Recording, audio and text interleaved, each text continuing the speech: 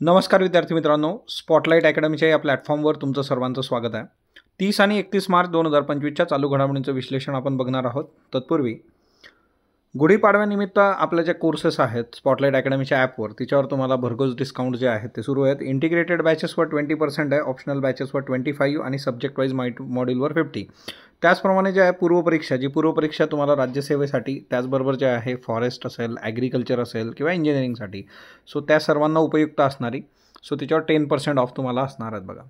त्यानंतर जे आहे लोकसत्तामध्ये सध्या आपलं जे आहे मंगळवार आणि गुरुवार, सो मंगळवार गुरुवार सिरीज सुरू आहे UPSCची, तर ती नक्की फॉलो करा जेणेकरून तुम्हाला UPSCसाठीचे जे काही बेसिक्स आहेत ते क्लिअर होतील. राज्यसेवा मुख्य परीक्षेसाठी जे आहे मराठी इंग्रजी टेस्ट सिरीज आणि त्याचबरोबर जे आहे मेंटॉरशिप प्रोग्राम सुरू आहे. फॉरेस्ट आणि ॲग्रिकल्चरसाठीची टेस्ट सिरीज आणि मेंटॉरशिप प्रोग्राम जो आहे तोही सुरू आहे बघा. आपली जी पहिली न्यूज आहे ती हिमाचलच्या लँडस्लाईड संबंधीची आहे. हिमाचल प्रदेशमध्ये लँडस्लाईड झालेला आहे. आता लँडस्लाईड होतं म्हटल्यानंतर जे आहे एकतर आपल्याला ही नॅचरल डिझास्टरमध्ये हा मुद्दा येतो बघा. नॅचरल डिझास्टर आणि भारतामधला जो लँडस्लाईडचा मॅप आहे तोही करणं गरजेचं असतं. आता मणिकर्ण साहिब जे आहे हा एक गुरुद्वारा आहे. या गुरुद्वाऱ्याजवळ जे आहे हे लँडस्लाईड झालेले आहेत. मणिकर्णला लकीली मी जेव्हा 9वीमध्ये होतो त्यावेळेस जाण्याचा योग आला होता. मणिकर्ण साहिबचं वैशिष्ट्य आहे बघा, मणिकर्ण साहिबमध्ये गरम पाण्याचे झरे आहे. सायमल्टेनियसली मणिकर्ण साहिबमध्ये जे आहे गरम पाण्याचे झरे आणि ते गोडसर पाणी आहे. सो त्याचे वैशिष्ट्य आहे, त्याचे भरपूर व्हिडिओज पण आहेत. याचा NCERTमध्ये सुद्धा जे आहे उल्लेख आहे. आता हा मॅप तुमच्या समोर जो आहे हा मॅप तुम्हाला लँडस्लाईड ससेप्टेबिलिटी मॅप आहे इंडियाचा. आणि इथं जर तुम्ही बघितलं की हा जो रेडिश एरिया आहे बघा, हा रेडिश एरिया जो आहे हा खूप जास्त हाय ससेप्टेबिलिटी आहे लँडस्लाईडला. त्याच्यापेक्षा जे आहे थोडा डार्क येलो, त्याच्यापेक्षा थोडा लाईट येलो आणि त्याच्यापेक्षा खूप लाईट येलो जे आहे, जर हे तुम्ही बघितलं तर हा सगळा रिजन म्हणजे तुम्हाला जो आहे की जो हिली रिजन आहे भारताचा तो मोठ्या प्रमाणावर जे आहे लँडस्लाईड प्रोन रिजन आहे. किंवा वेस्टर्न घाटमध्येही तुम्हाला जे आहे थोडंसं डार्किश येलो जे आहे ते मिळतं.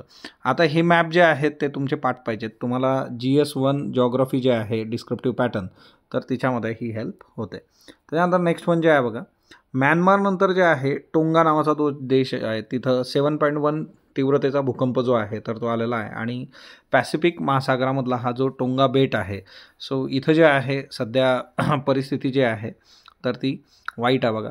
1000 किलोमीटर अंतरावर जे आहे टोंगाच्या मुख्य बेटापासून या भूकंपाचं केंद्र होतं. आणि पॅसिफिक सुनामी वॉर्निंग सेंटरनी जे आहे याला 300 किलोमीटर अंतरापर्यंत सुनामीसाठीचं जे आहे तर ते अलर्ट दिलेले आहेत. आता टोंगा हा जो देश आहे हा पॉलिशियन देश आहे बघा, ज्याच्यामध्ये 170 बेटं आहेत. ऑस्ट्रेलियाच्या बाजूला हे इथं बेटं आहेत बघा, ही टोंगा नावाची बेटं जी आहेत ती. आणि जवळपास 10 लाखपेक्षा अधिक जे लोकसंख्या इथं आहे. एकतर मुख्य बेटावर बऱ्यापैकी लोक जास्त राहतात आणि ऑस्ट्रेलियाच्या किनाऱ्यापासून 3500 किलोमीटरपेक्षा जास्त अंतराच्या पूर्वेस तुम्हाला जे आहे टोंगा ही बेटं बघायला मिळतात. त्याच्यानंतर नेक्स्ट वन जे आहे म्यानमारसह जे आहे बघा भूकंपबळीची संख्या आहे 1644 एवढी झालेली आहे. म्यानमारमध्ये सुद्धा भूकंप आला होता. 7.7 रिश्टर स्केल असा भूकंप होता. भारतासह जे आहे जगभरातून यांना आता मदत पाठवली जाते. याच्यामध्ये ऑपरेशन ब्रह्मा जे आहे ते भारताने सुरू केलेलं आहे. आता इथं सासांग फॉल्ट जो आहे बघा, सासांग फॉल्ट जो आहे तर ही जी सरळ लाईन तुम्हाला दिसते आहे हे सासांग फॉल्ट आहे की इथं 2 जे प्लेट्स आहेत त्या एकत्र येतात आणि त्याच्यामुळे जे आहे इथं भूकंप झालेला आहे.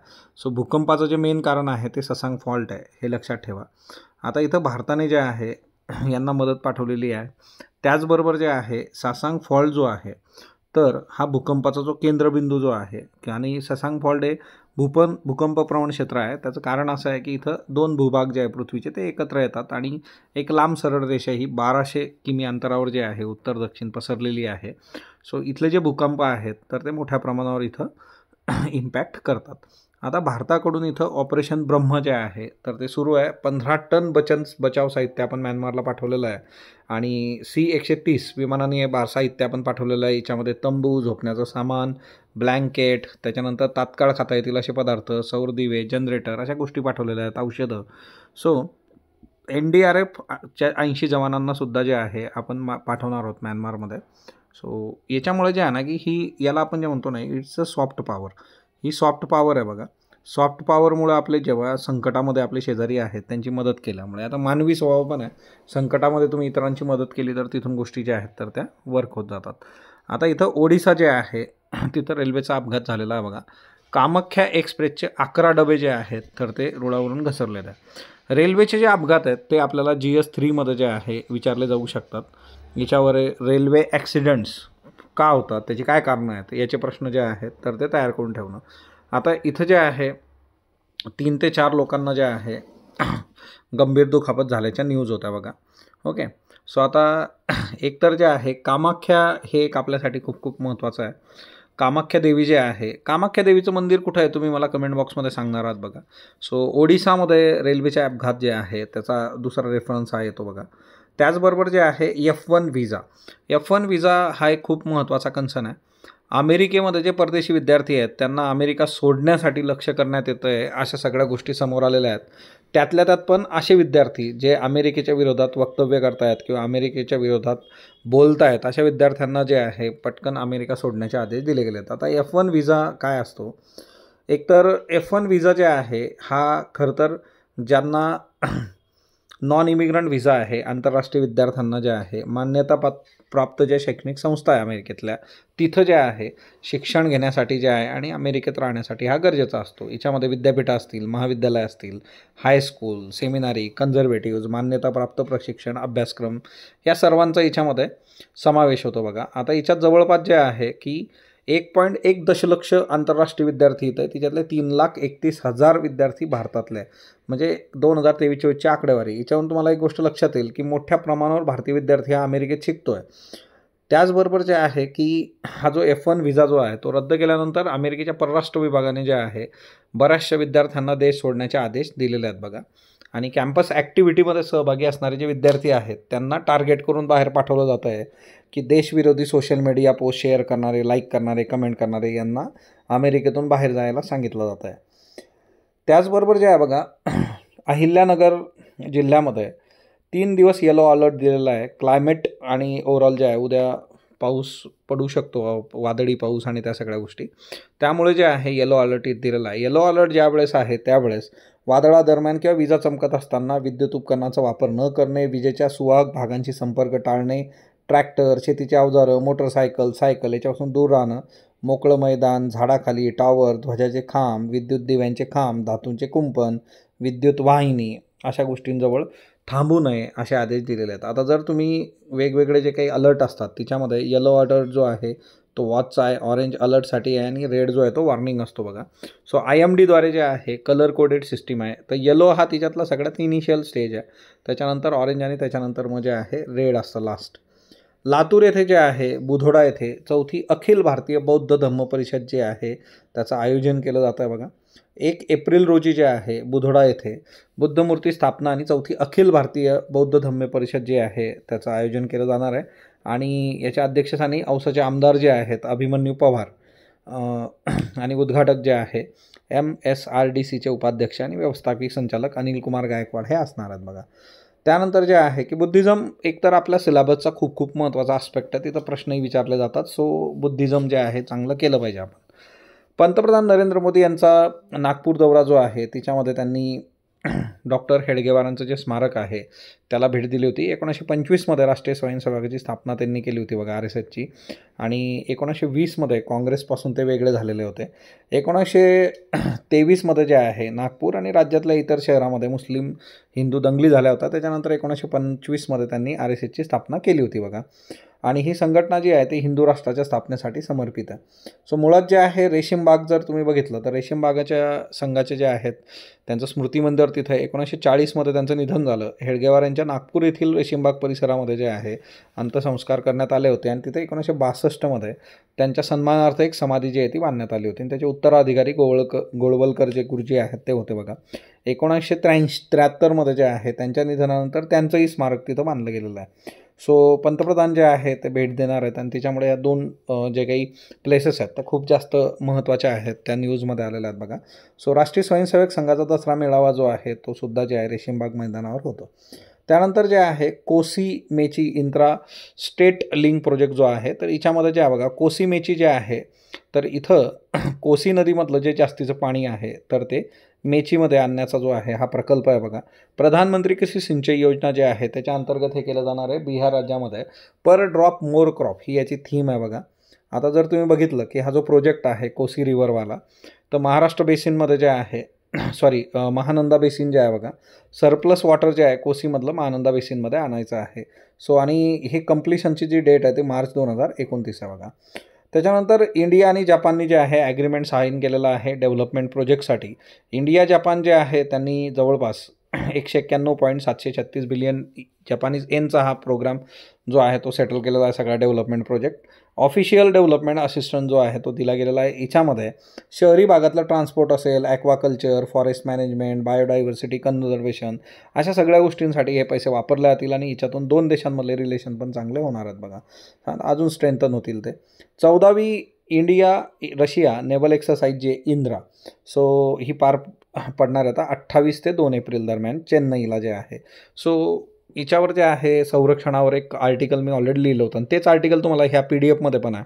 सो PDF सगळ्या ज्या आहेत त्या टेलिग्रामला अवेलेबल असतात. सो तिथून तुम्ही बघू शकता इंडिया रशिया पार्टनरशिप जी आहे आणि 2003 पासून जे आहे इंद्रा ही एक्सरसाइज जी आहे ती सुरू आहे बघा. त्याच्यानंतर जे आहे युनेस्कोचा जर विचार केला तर education and nutrition learn to eat well report जो आहे त्याचा जर विचार केला तर युनेस्कोने हा रिपोर्ट हे केलेला आहे मील इक्वालिटीच्या बाबतीमध्ये. सो जे UPSCमध्ये हा ट्रेंड राहिलेला आहे की कुठला रिपोर्ट कुणी जो आहे पब्लिश केला आणि त्याच्यावर प्रश्न जे आहेत तर ते विचारले जातात. सो हा एक महत्त्वाचा आपल्यासाठीचा रिपोर्ट आहे बघा.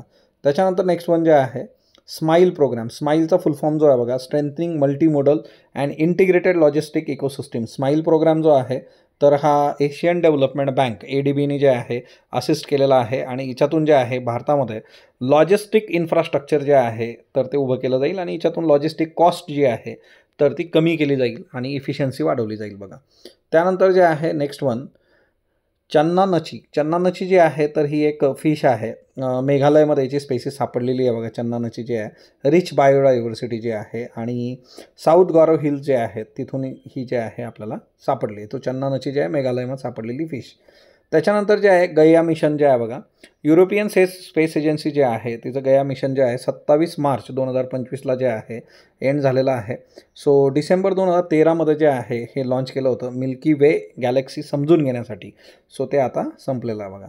त्याच्यानंतर जे आहे मसाकी कशिवारा यांना एबल प्राईज मिळालेला बघा. एबल प्राईज जे आहे मॅथमॅटिक्ससाठी दिलं जातं, मॅथमॅटिक्सचं नोबेल म्हणून याच्याकडे बघितलं जातं.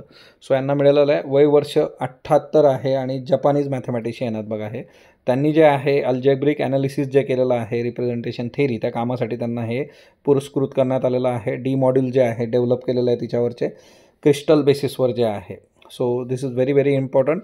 मसाकी काशिवारा जे आहे ना एबल प्राईज विचारलं जाऊ शकतं. त्याच्यानंतर जे आहे की एबल प्राईज जे आहे मॅथमॅटिक्समधल्या आउटस्टँडिंग ज्या काही हे आहेत म्हणजे अचिव्हमेंट त्याच्यासाठी दिलं जातं 2002 पासून.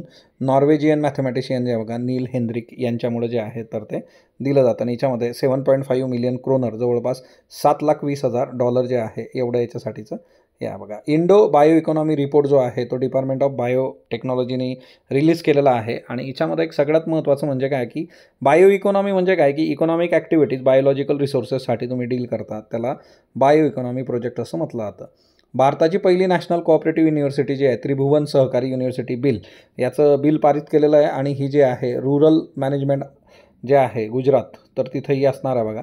त्याच्यानंतर जे आहे next one DX edge initiative जो आहे digital excellence for growth and enterprises.